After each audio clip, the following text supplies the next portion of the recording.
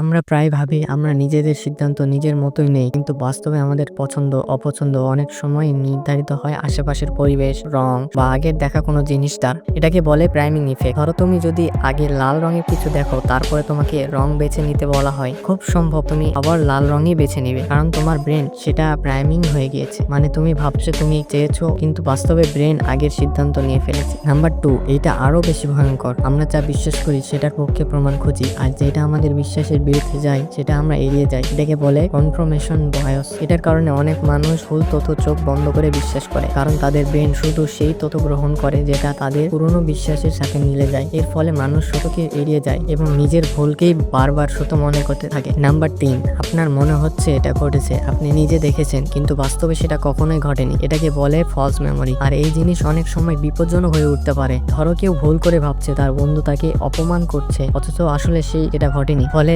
একটা সম্পর্ক নষ্ট হয়ে যেতে পারে। এমনই বাস্তবে অনেক মানুষ আদালতে ভুল সাক্ষ্য দেয়, কারণ তাদের মনে ভুল স্মৃতি তৈরি হয়েছে। এভাবে ব্রেন এই প্রতারণার কখনো না কখনো জীবন বদলে দিতে পারে। তো বুঝতে পারছেন, ব্রেন আমাদের বন্ধু হলেও মাঝে মাঝে প্রতারক। আপনি কি কখনো এমন ধোঁকার শিকার হয়েছেন? কমেন্টে লিখে জানাবেন।